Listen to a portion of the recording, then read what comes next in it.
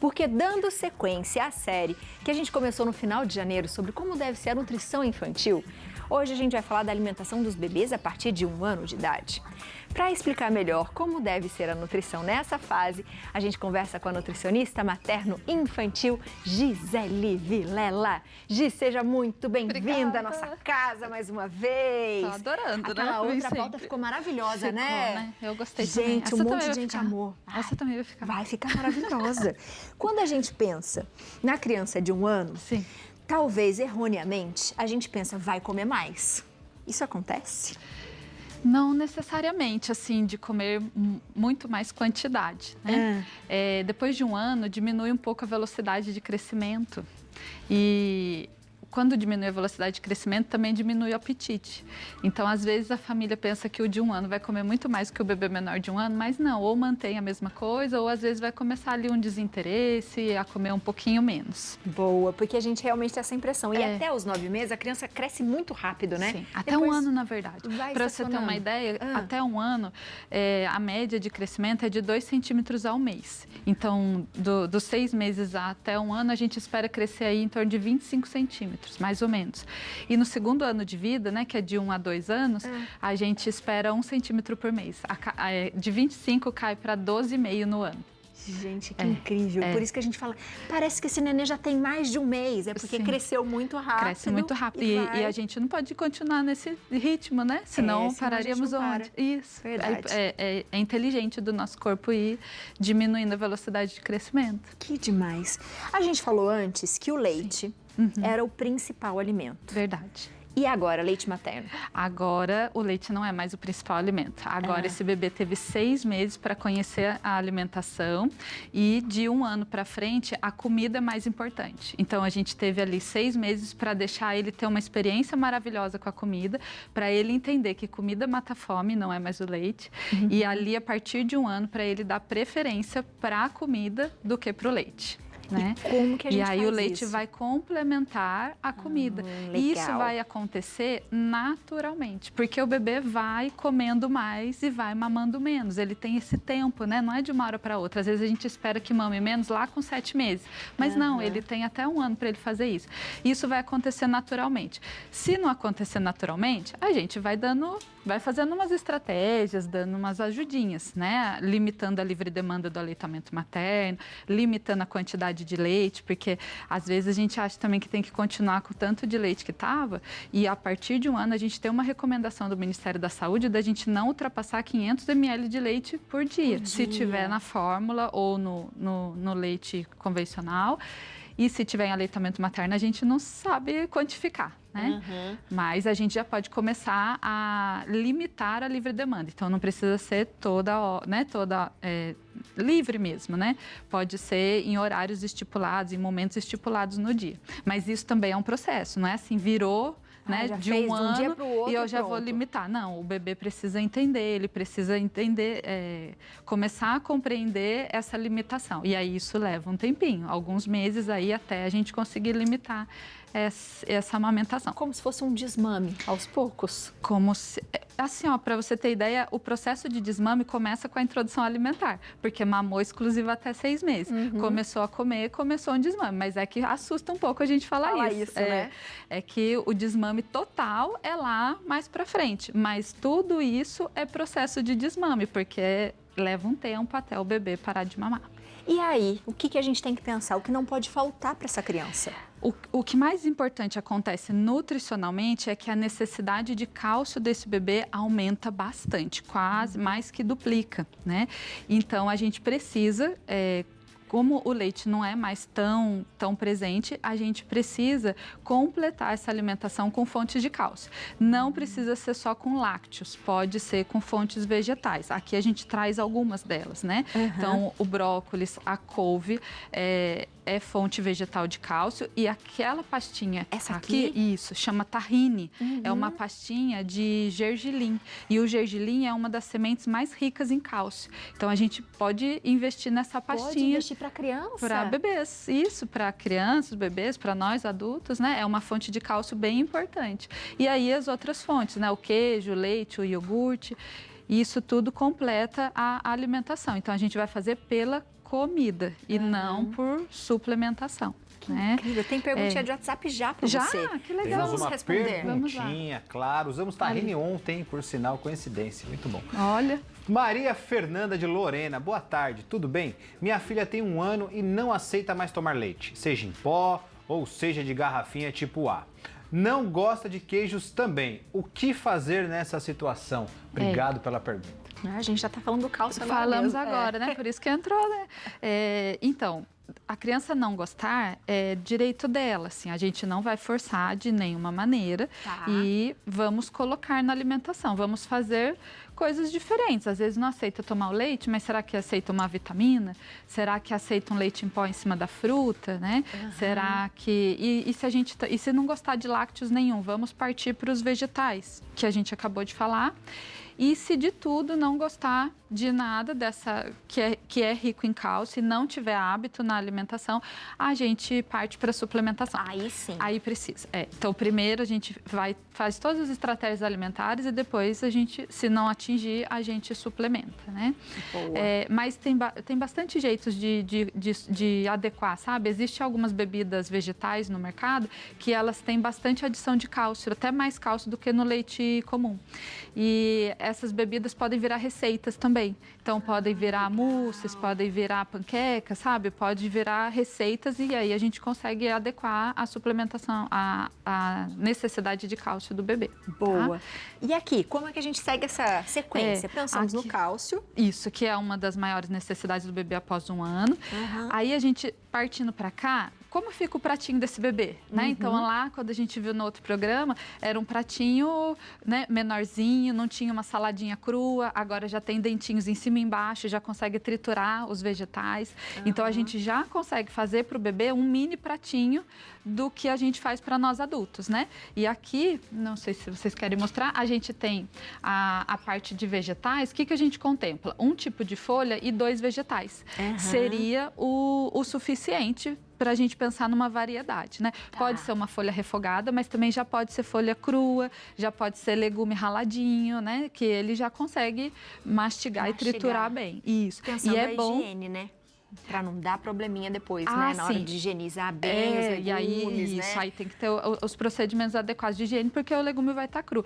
Mas a gente não pode deixar essa oportunidade passar, porque a gente tem que aproveitar o nível de desenvolvimento do bebê. Se ele já tem dentinho em cima e embaixo, já tem uma mastigação efetiva, porque já passou 6 meses mastigando, a gente precisa aproveitar esse momento, porque se a gente demora muito, depois eles só querem as coisas bem macinhas, não querem mastigar o que é mais duro. Tem preguiça de mastigar. É quase isso. Quase isso, eu né? não gosto de rotular assim, mas... E a gente cresce adulto assim, isso, sabia? Com preguiça de cortar fruta, de comer legumes, não é? Isso mesmo.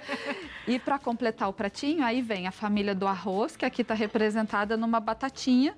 Quis colocar uma batatinha justamente para dizer que pode arroz e feijão? Pode, mas também não precisa ser só arroz e feijão todo dia, tá? Um franguinho desfiado, né? E aí você vê que tá num pedacinho maiorzinho que ele já consegue morder e mastigar também. E um feijãozinho, tá? Isso é um exemplo de pratinho, mas todos eles têm seus substitutos, as suas variações, né? Então, não precisa ser exatamente assim. E a gente vai mesclando. O que precisa pensar são os vegetais, os tubérculos ou cereais, que é a família do arroz, as carninhas e as leguminosas, que são os grãos. E se o bebê for vegetariano, dentro de uma família vegetariana, a gente tira a carninha e põe mais uma porção dos grãos.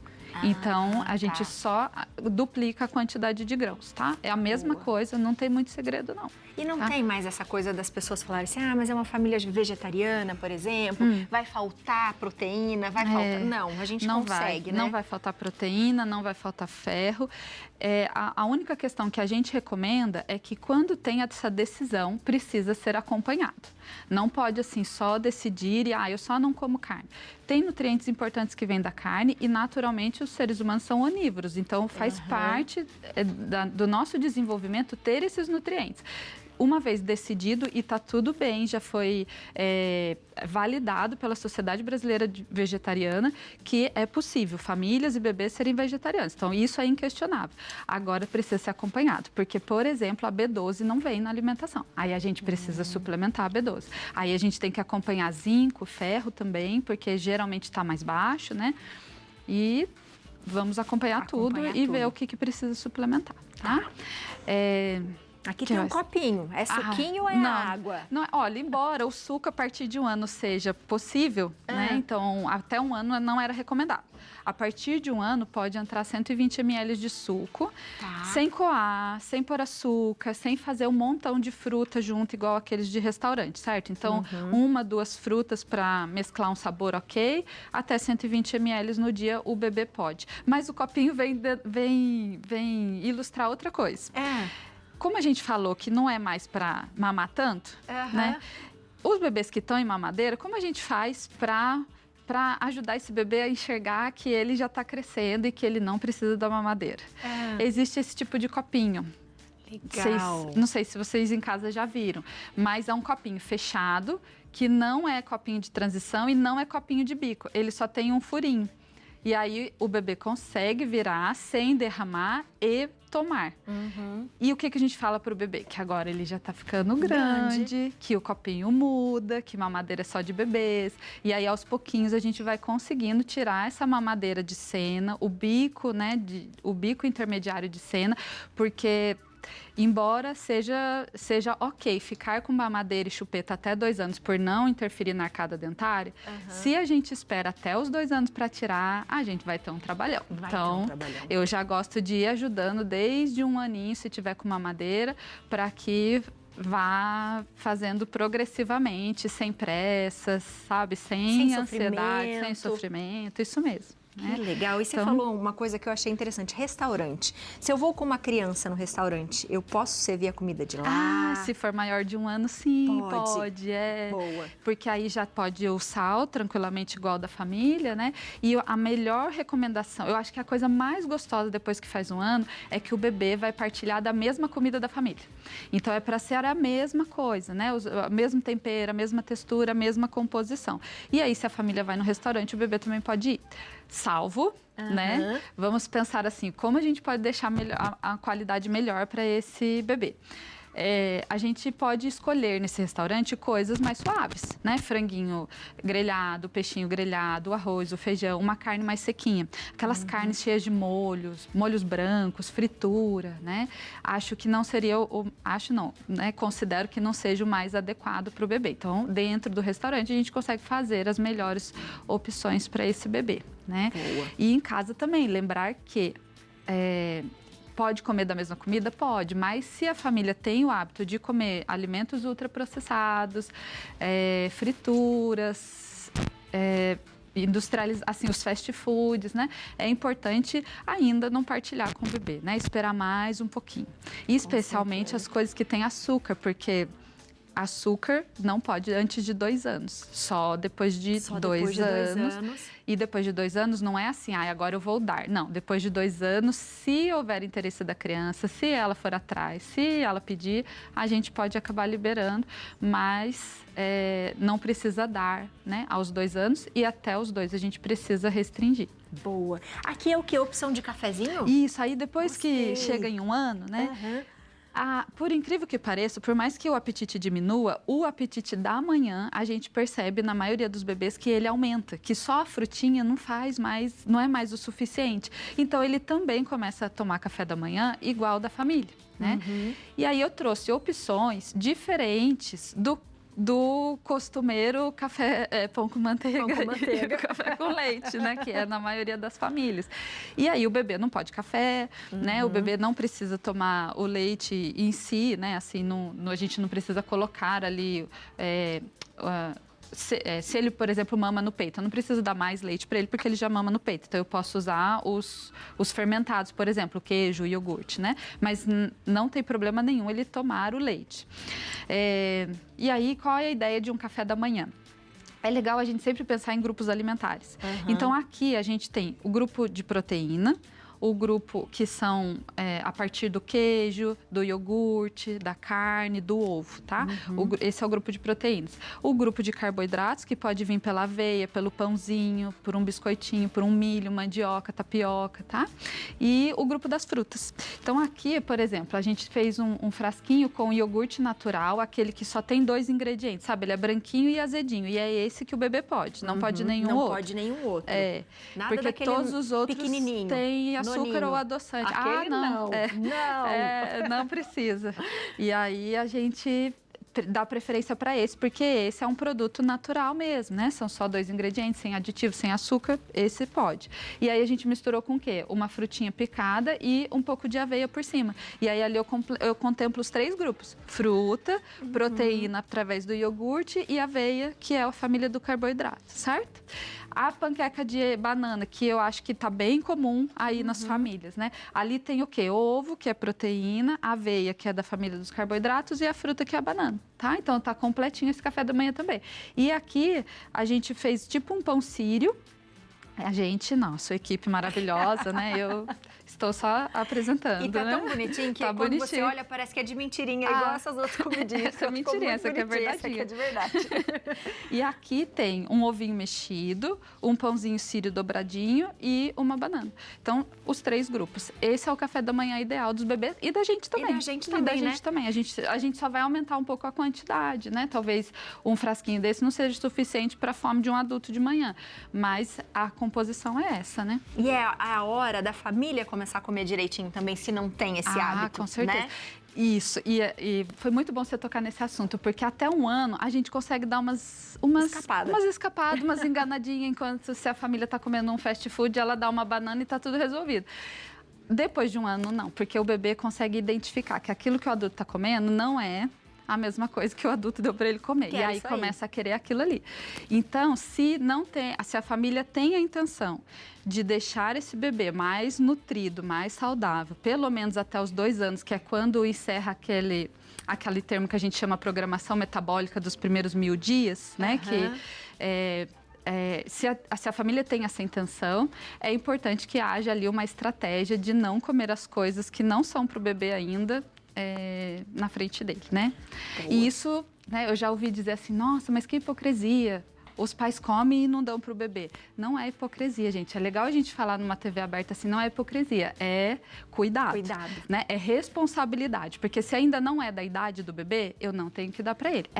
É uma sinônima com a bebida alcoólica, não é? Se o menor de 18 anos não pode, o adulto nunca vai poder tomar na frente? Ele só vai falar que é para o maior de 18. A mesma coisa, se um bebê menor de 2 não pode comer açúcar, nós podemos, ele pode até ver a gente comer, mas a gente não vai dar. Se ainda não tem a compreensão de que nós estamos comendo e ele não pode, o que a gente faz? Não come na frente. Não come na frente. Dê um exemplo. A gente reveza, né? Não come na frente, porque ainda não vai ter a mesma compreensão de um adolescente. Com certeza. Mas não se sintam culpados de comer um doce e não dar para o bebê. Não dar para o bebê, com certeza. Porque não pode, né? Se você ama seu bebê, você cuida dele. E o adulto não precisa se sentir culpado também. Boa. Gi, maravilhosa sempre, né? Acho que falamos de tudo. Acho que de um tudo, né? Depois a gente vai continuar isso daí, porque acho que a gente vai ter várias outras perguntas sobre as idades que conseguem conseguir até a adolescência. Eu dei uma sugestão da gente falar de lancheiras depois. Boa. Veja se o seu público gostaria, né? E aí a gente fala de lancheira de escola, porque daqui pra frente, né? Já esse bebê vai para uma escolinha, né? Boa. Então você de casa aproveita, se ficou com alguma dúvida, entra em contato com a Gi, @Nutri. Gisele Vilela tá aparecendo aí para você. 12 99 119 2306 e tem também o e-mail que é giselevilela@hotmail.com. Gi, beijo, obrigada. Você é maravilhosa. Como sempre, adorei, mais uma vez. A gente também. Já esperamos a sua volta. Obrigada.